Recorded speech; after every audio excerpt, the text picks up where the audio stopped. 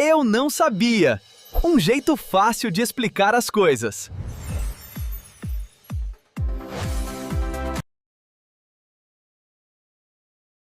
Sabe, existem certas imagens que são tão parte da nossa vida que a gente raramente para pensar de onde elas vieram. Elas simplesmente existem. E poucas são tão fáceis de reconhecer quanto a figura do diabo. Só que a história por trás desse rosto é muito, mas muito mais surpreendente do que se imagina.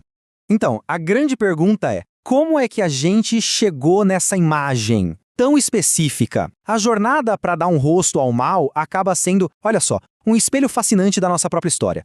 Vermelho, com chifres, um rabo pontudo, um tridente na mão. Essa é a imagem clássica, a versão que está em todo lugar. Mas, e se eu dissesse que, por centenas de anos, as primeiras representações do diabo na arte cristã não tinham absolutamente nada a ver com isso? Na verdade, ele era azul. Pois é, a diferença é gritante. De um lado, a figura que todo mundo conhece. Do outro, as primeiras visões dos artistas, azul, sem chifres, às vezes até com uma cara meio de anjo. Como é que essa transformação radical aconteceu? A resposta, olha, não está só na religião, não. Está na cultura, no medo e até na política. Para a gente entender essa metamorfose, a gente precisa voltar lá na fonte. E é aqui que a coisa começa a ficar bem interessante, porque o começo é surpreendentemente vago. A verdade é que a Bíblia fala muito menos sobre a aparência do diabo do que a gente costuma pensar. O que é fascinante é que os nomes que hoje a gente usa como se fossem a mesma coisa, na origem, tinham papéis bem diferentes. Satanás significava o adversário, Diabo era o acusador, e Lúcifer, o portador da luz, um anjo que se rebelou. Foi só com o tempo que a teologia cristã foi juntando essas ideias todas numa figura só, o grande inimigo de Deus. E muitas das nossas ideias mais básicas sobre eles são, na verdade, criações culturais. Aquela história de que a serpente no Jardim do Éden era o diabo, uma interpretação que veio muito, muito depois. Não está lá no texto original. E a imagem dele como o rei do inferno, mandando e desmandando. Bom, o livro do Apocalipse, na verdade, descreve ele como um prisioneiro lá, sofrendo junto com todo mundo.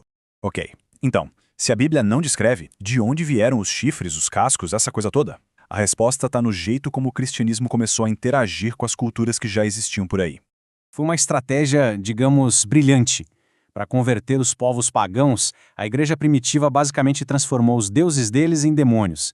Divindades da natureza, como o deus grego Pan, com suas pernas de bode de barba, tiveram suas características absorvidas pela imagem do diabo. O que antes era sagrado, virou a cara do mal. E essa imagem monstruosa só piorou, principalmente durante a Idade Média, com a chegada da peste negra. Imagina, numa época de tanto sofrimento, a arte começou a refletir esse trauma coletivo. O diabo e o inferno se tornaram mais horríveis, mais grotescos, um espelho do pavor que tomou conta da Europa. E claro, uma vez que se estabeleceu essa imagem super aterrorizante, ela se tornou uma ferramenta poderosa. Não só para a fé, mas também para a política e para o controle social.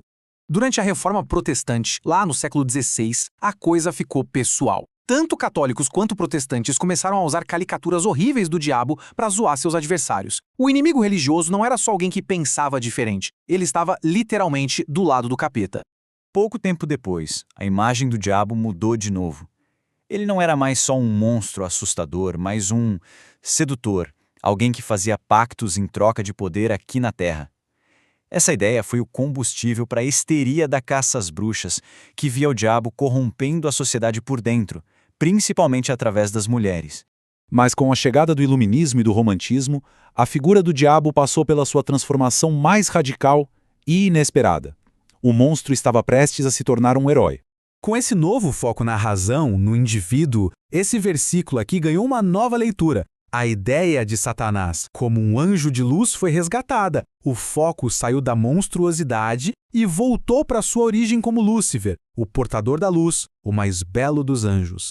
E aí, escritores como John Milton, na sua obra Paraíso Perdido, reinventaram Satanás como um anti-herói, um personagem trágico, complexo.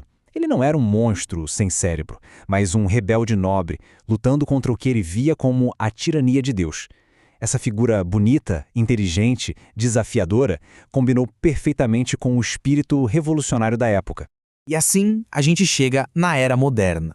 Em um mundo cada vez mais científico, secular, qual seria o novo papel do diabo? Bom, ele precisou ser reinventado mais uma vez. E aqui dá para ver a jornada completa. A imagem do diabo evoluiu de deuses pagãos para o monstro da Idade Média, do garoto propaganda político ao rebelde romântico. Cada fase foi um reflexo da sua época. E no século XX, ele encontraria seu papel mais inesperado de todos, o de garoto propaganda de novo. Quando a ciência começou a explicar doenças, desastres, o diabo meio que perdeu o poder de assustar de verdade. Então ele foi domesticado. Hoje a gente vê ele em charges políticas, vendendo produtos que são pecaminosamente deliciosos, ou como um símbolo de luxo, de excesso. Ele virou uma marca. No fim das contas, o que tudo isso nos mostra é que a figura do diabo nunca foi uma coisa só, estática. Ele sempre foi uma espécie de tela em branco, onde a humanidade projetou seus maiores medos, seus inimigos e até seus desejos de rebeldia. Ele é uma colagem, um mosaico cultural construído ao longo dos séculos. E isso tudo nos deixa com uma última pergunta, né? Se a imagem do diabo sempre se adaptou para representar aquilo que cada sociedade mais temia, qual seria o rosto do mal para nós hoje? A resposta talvez diga muito mais sobre a gente do que sobre qualquer demônio.